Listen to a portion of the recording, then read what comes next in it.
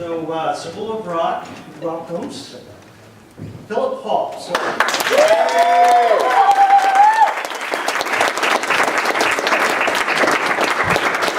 is like being in Hollywood. I can't see anyone. This is the way it looks when we're on stage. People wonder why, you have anxiety fits. I like to see people when I'm talking. I can see this gentleman over here, but I can't see anything out there. However, the show must go on. So we're going to start the show. Phillip will turn 89 in August.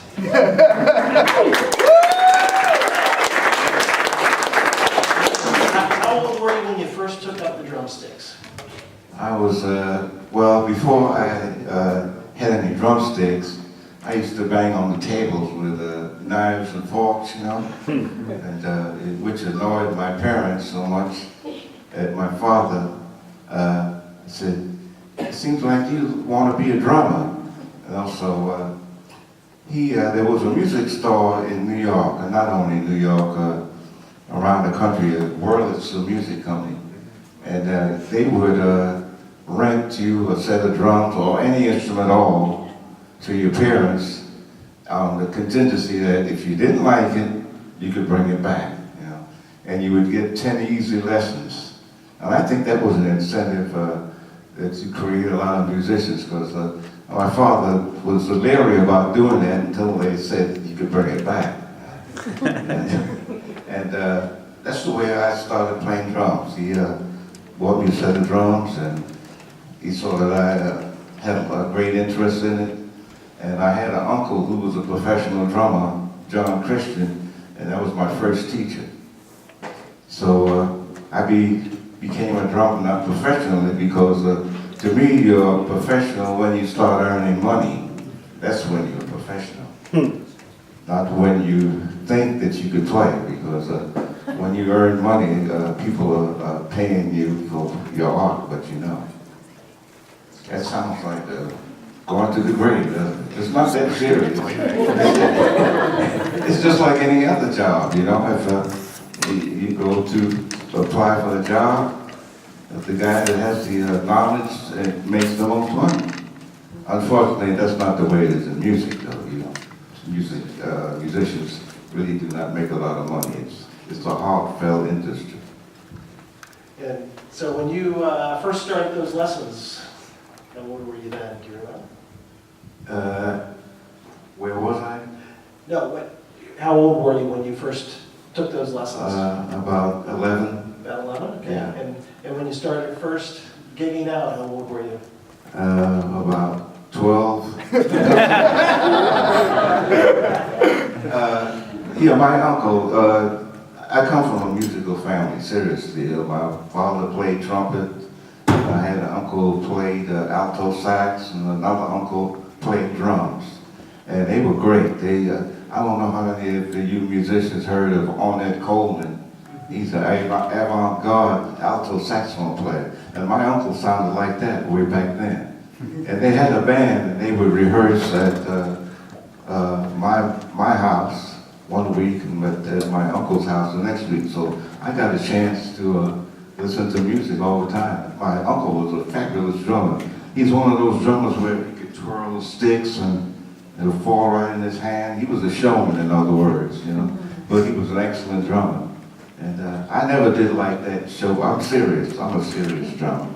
But I got so good at it that, unfortunately, I grew up in an era where the bebop musicians were just putting this music together. Like Miles Davis and Charlie Parker and all those people. They would play at a club in New York called Minton's Playhouse.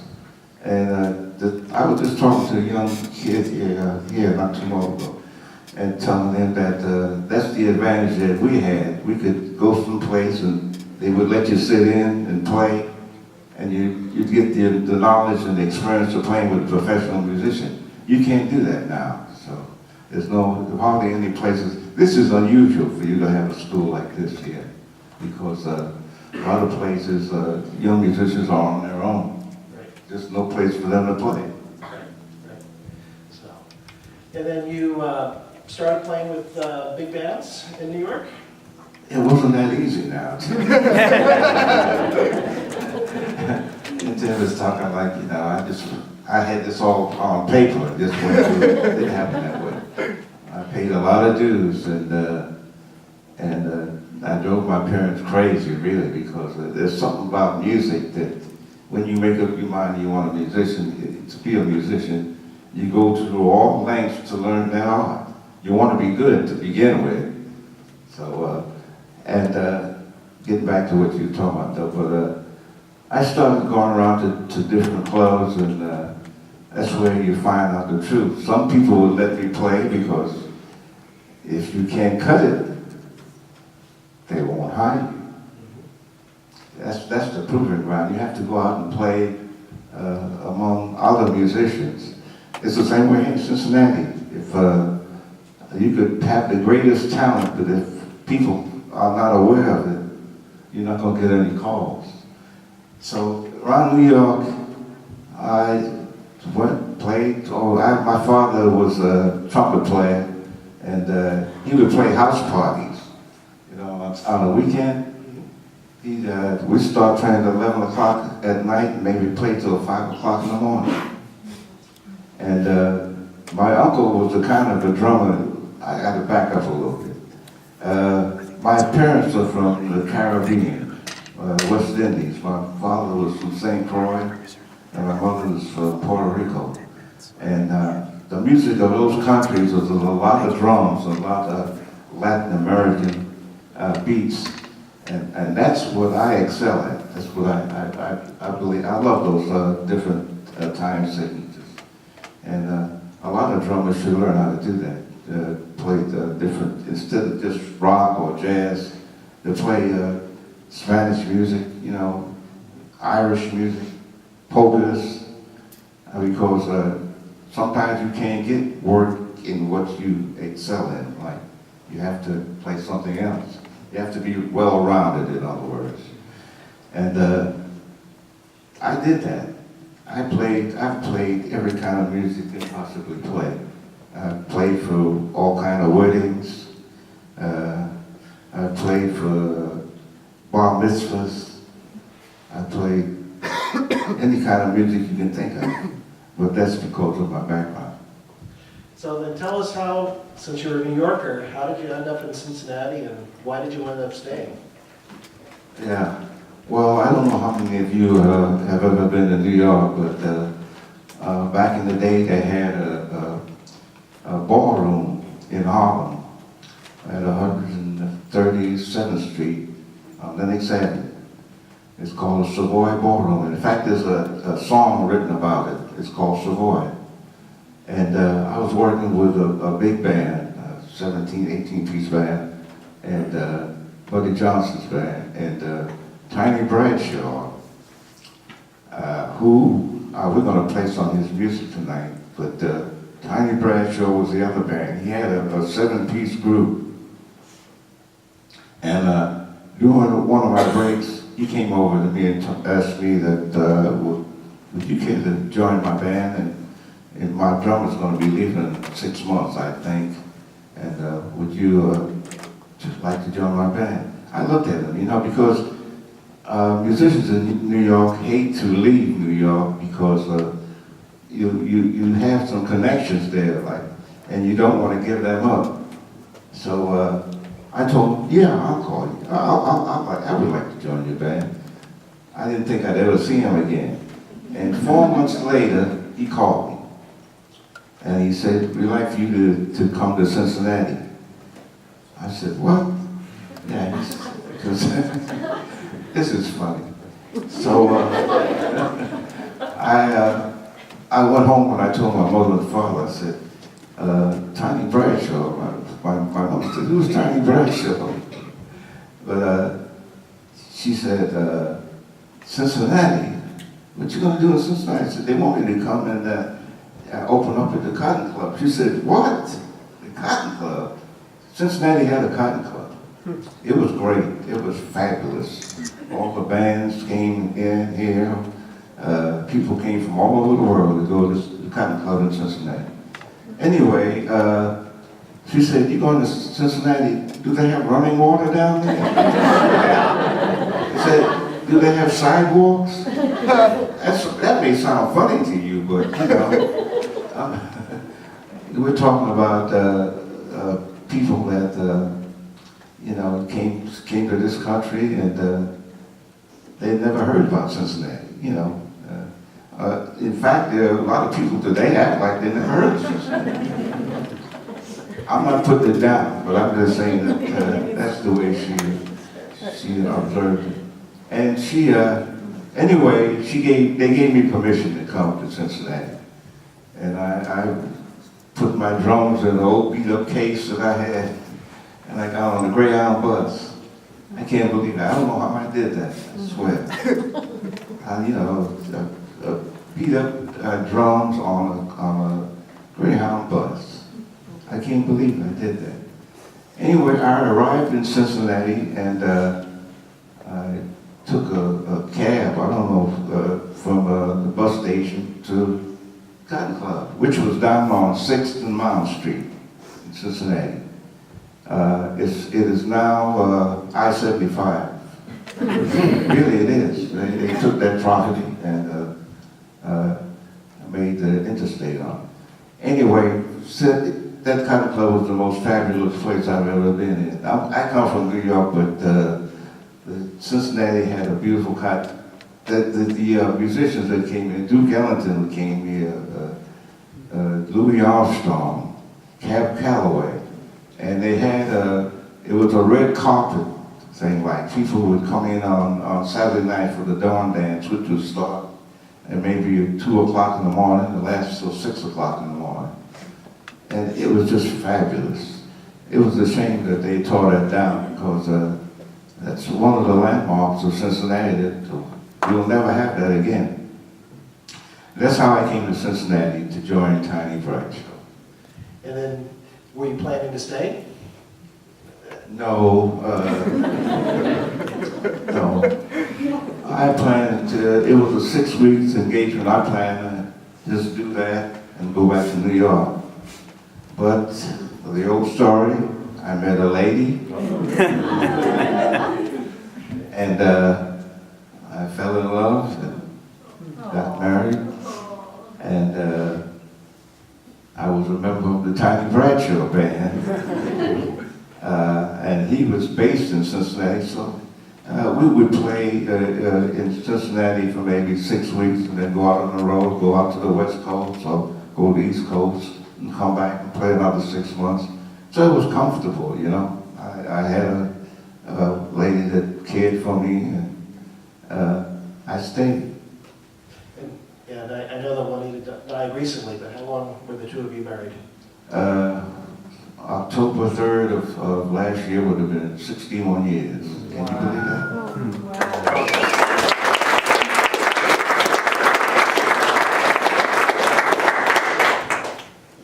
I can't believe that. Anyway, I lost her, and it seems like I'm back in that same mode now. You know, all of a sudden I'm starting to reminisce about when I first came to Cincinnati. I didn't know anyone, but it's different now. I have a lot of friends in Cincinnati, but I'm alone again. I'm by myself. So it's ironic the way things happen, but I'll survive. And what did you find in terms of the musical community? How was Cincinnati? Cincinnati back in that day was a very raw place to be in, honestly, you know. Because, you know, I'm talking about the years I was active with Tiny Bradshaw. We traveled all through the South. We did all kinds of things. And I have some horrible experiences I can tell you about being a musician, being a black musician, and being on the road. I remember one time in Shreveport, Louisiana, a good friend of mine, Sam Jones, a bass player, who was with Oscar Peterson. Now, that's royalty, you know. Anyway, it was about 100 degrees outside, and we've been traveling and coming from a much colder temperature, and we wanted a pair of shorts because it was so hot. You know, if you ever been down in Louisiana in the summertime, it's unbearable. And we went into this department store, and we walked up to the counter, and the clerk had his back turned like he was putting stock in one of the shelves. And he turned around and saw us. He said, "What do you want?" So Sam Jones said, we want a pair of shorts. And that guy said, "Not in here. You won't get any shorts."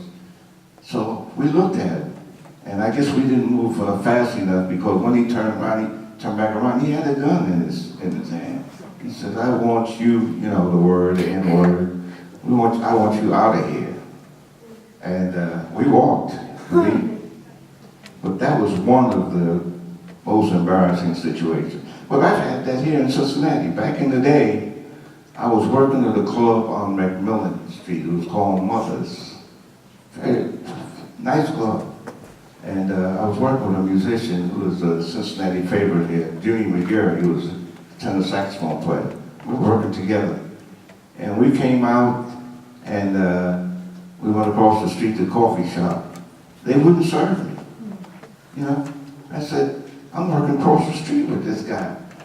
He said, "Can't do it, can't do it." So, you know, it was down south, Cincinnati, anyway. It was bad in that day. We have come a lot further, but those are the things that I have to tell young musicians about, because then you confront things like this, and you still have to perform, you know, regardless. You still have to do that. And I've learned how to do that. So I'm past that, but it's part of my life. Now, you played with the Tiny Bradshaw Band, and then you also became associated with King Records. Why don't you tell us about how that all happened? Well, when I joined Tiny, we came down here, and we worked at the Cotton Club for maybe 3-4 weeks. And I guess he felt I was ready to record, you know. So we went to King Records, the most odd place I've ever been in my life. The president of King Records was a Jewish man by the name of Sid Nathan, and very odd. He had a vision, but at the time I didn't know it. He was the kind of man that he would cuss you. He would say all kinds of stuff. He called that motivating you. He did. Yeah. And anyway, I made soft with the brushes that I was telling some musicians here. And I had no idea at that time that that's what Tiny Bradshaw had in mind. He wanted to change the sound of the band from that loud backbeat kind of music that he was playing, like Willow Well and Train Kept Rolling. He wanted to change that for some reason. So they asked me, they had a tune that Tiny had written called Soft. And they wanted me to play brushes on it. So I said, how am I going to propel, 7, 8 pieces with brushes? He said, you'll find a way to do it, So I did. That record became a hit, and I had to do 3 more albums with brushes. So if you don't want to get labeled with something, be careful what you do. And as a result, Tiny had 4 best-selling albums. And I'm very proud of that, because I was the newest member of the group, and it's the sound that he wanted, and evidently I accomplished that for him, so I felt good to do it. That's great. That's great. And so then Sid asked you after this to join King as a session drummer? Yeah. Sid, I gotta tell you this. I remember, he called me into his office one day. He said, I want you to think about joining us permanently. So I said, what do you mean? He said, I want you to be a section drummer. You'd be the drummer for all King artists. So I felt very proud. I said, thank you. And he said, I would like for you to go to the conservatory. I said, okay. And he paid for it. A lot of people don't know that he had some good qualities. But we started recording, and I remember when Hank Ballard came in with the Midnighters, and he had this tune, The Twist, and this is the way he did things. There was no music, only Hank Ballard could sing the song to you. That's all he had. He really didn't have all the lyrics, but he said, this is what I want to do. So we had a rhythm section, excellent musicians. And this is the way we composed most sessions over there. It was the musicians that did that. It wasn't the artists, because the others had no idea what he wanted to do. We came up with a melody, we came up with a beat, and that's the way the twist was made. And then now a number of our students actually just did a recording with Ultra Suede Studios with John Curley. And I know in that recording, they can, it's all digital into a computer, and they can cut it and all that kind of stuff. But what was it like cutting records back in your day? We didn't have that privilege. Sometimes we would see Sid Nathan owned the studio. Most times when you go to the studio now, you have maybe 3 or 4 hours to cut maybe 3 or 4 sides. But then Sid Nathan would tell us, if we didn't get it right the first day, he said, you're going to stay here all night, or we might stay here a week, but we're going to stay here until we get this song right. So sometimes it would take us 2 days to record the tune, because someone would make a mistake, one of the singers would forget the lyrics, or I drop a drumstick or anything. But let me go back and tell you about what happened when we cut the twist. So I was playing a rhythm which he did not like. So he came down out of the studio cussing me, using some horrible language. He said, that's not what I want. And I had heard that he was, excuse my expression, he was a half-assed drummer, that's what they called it. Anyway, he came down and he grabbed the drumsticks out of my hand. And that's a forbidden sin. You shouldn't do that to a musician. You can't go up to a guitar player and grab the guitar out of his hand. So that was embarrassing to me. So he said, he grabbed the sticks and he said, this is what I want. This is what I want. So I said, I grabbed the drumsticks out of his hand and I said, okay. He went back up in the booth and he said, let's cut it. I played the same beat I had played before. He said, that's it.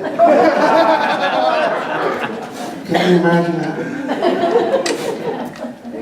So, I think what he was trying to apply was psychology, in a raw sense, because he didn't faze me, but from then on he didn't bother me, because he saw that I could get angry, and he didn't want me to do that.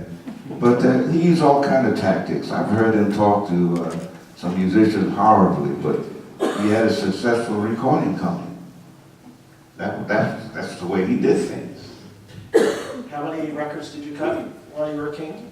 Over 400, really. And when you cut them, they actually had to be a full take, right? There was no editing or anything like that. That's right. And Sid Nathan had a good idea. He had the music there, the studio. They did the artwork for the albums. They had a factory there where they made the vinyl. He had everything right there. At King, you could cut a record today, and tomorrow night, it'll be on the way to the distributor. And so for those of you who don't know much about King, it was started in about 47, 46? Yeah. And it did what they called hillbilly music, right? That's what they started. And then they started their, what they called the race division. I guess first they started actually a different label, Queen, and then just decided King.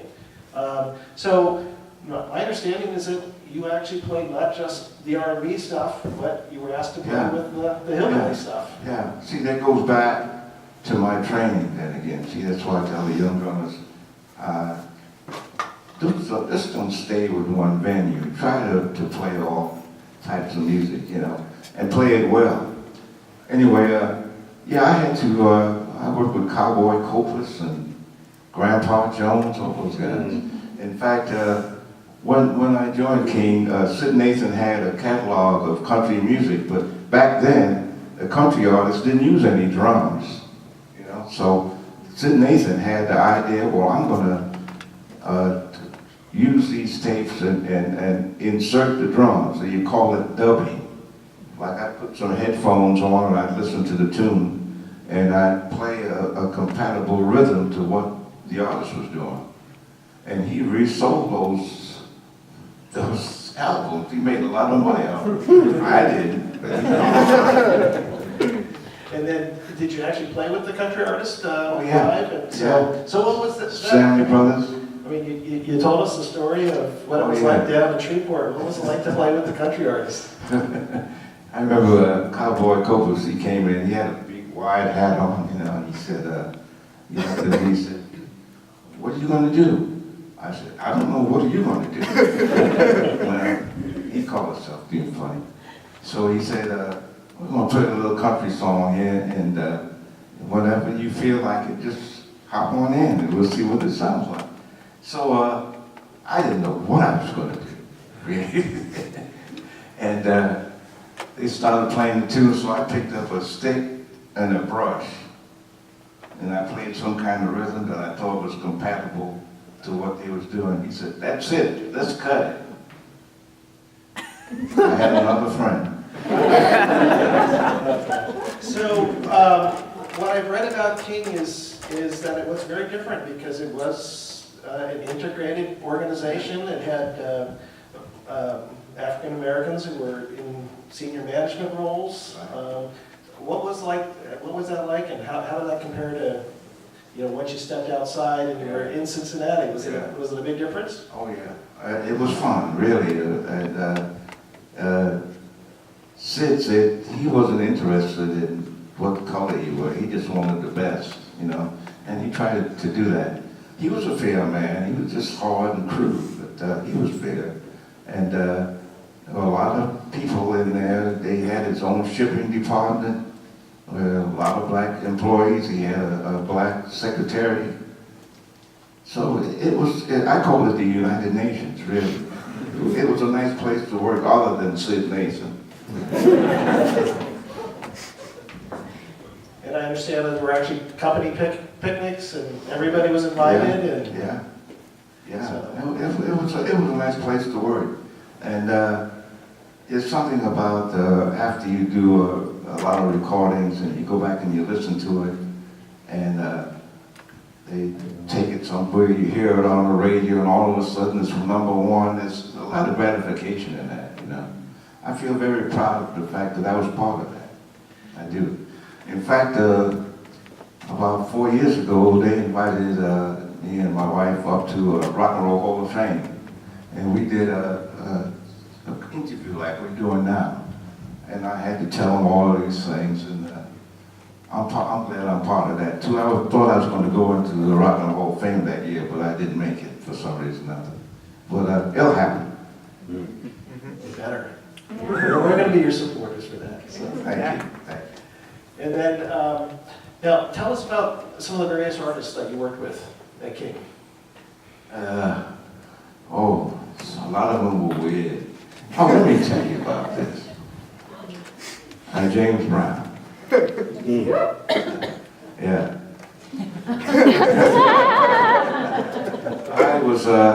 We were recording somebody, I don't remember who it was, but this guy, his name is Bass. He was an A&R man from Chicago. And he brought James Brown. You remember James Brown originally had the 3 flames. You remember that? Anybody remember that? Oh, you people are so young in here. Anyway, we were recording and we took a break and we heard this now, somebody was saying, please, please, please, please, please, please. We heard somebody hit the floor. They were down on the floor doing this. Was a part of their act. And I'm going to have to use some profanity here, but this is the only way that I can convey to you how Sid Nathan, what kind of person he was. So Sid said to the A&R man, Bass, he said, what's going on out there? So Bass told Sid Nathan, "Oh, that's the groove I want you to hear. I want you to record." And Sid Nathan said, "That sounds like a piece of shit." Can you imagine that? And you see how wrong he was, because James Brown went on to become an international hit, you know. And he and Sid Nathan really never got along, because I think Sid Nathan was kind of frightened that they said that James Brown had a bipolar problem. I don't know. There's a movie coming out soon. I don't know if you've read it in the newspaper. Mick Jagger has produced a movie about James Brown, because Mick Jagger and the Rolling Stones copied a lot of James Brown stuff. That's it in a nutshell. And however, a lot of people know that I'm connected with King Records, and they said, "Did you ever record with James Brown?" I said, "No, thank you." I have nothing against his success, but I don't like that kind of music. So I never bothered to attempt to work with him, even though he's a King Record artist. So who were some of the artists that you most liked working with? I know we were talking about Freddie King before. Little Willie John, he was another firecracker too, but you know what happened to him, of course. He got convicted of murder and he died in prison. And he was as tall as I am. You know, I'm not very tall. He was, can you imagine that? Killing somebody.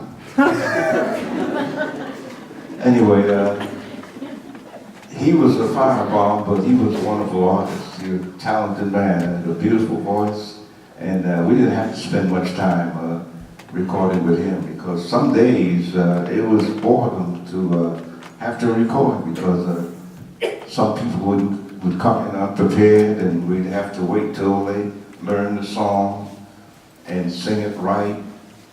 And some of the musicians would make a mistake, so it was hard sometimes. But like I said, Sid Nathan would just drive you until you said, "Well, I better do this right, because I'm going to be here till next month." Yeah.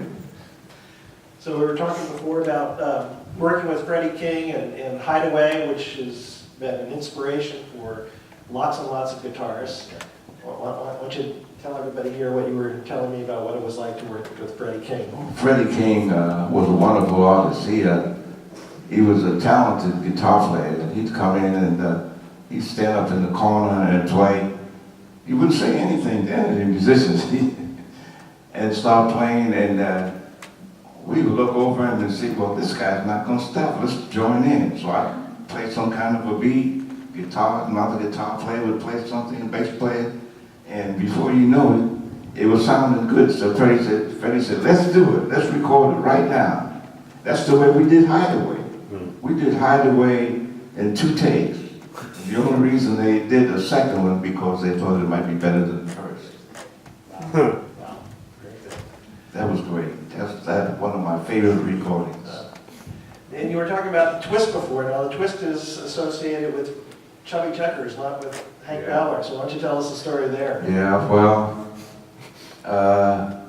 they say, you know, there's a lot of stories been written about this, but they say that Dick Clark wanted Hank Ballard and the Midnighters to come to Philadelphia and appear on the show.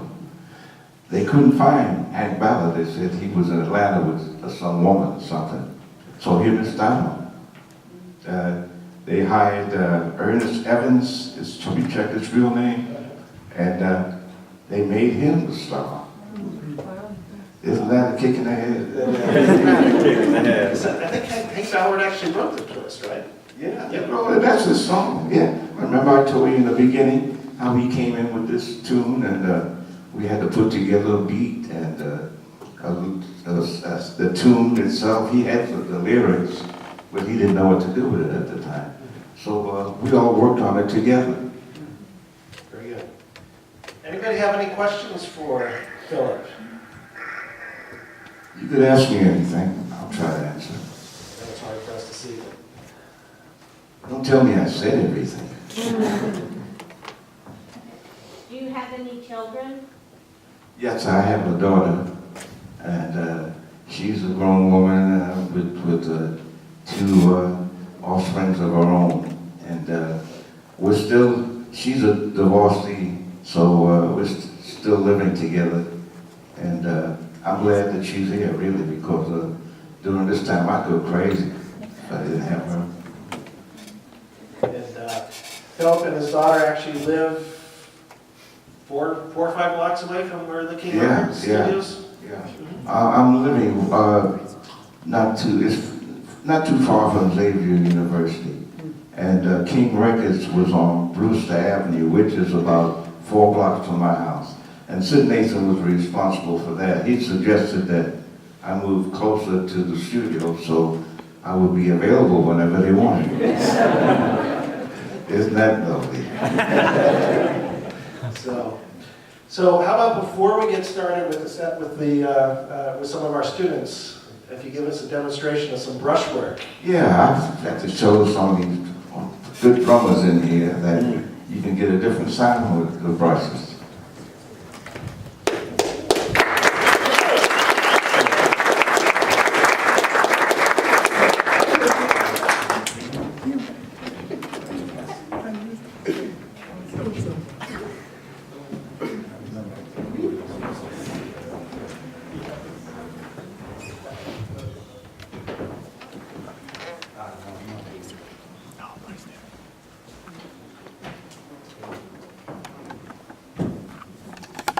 Hello? In my career, I've worked a lot of places like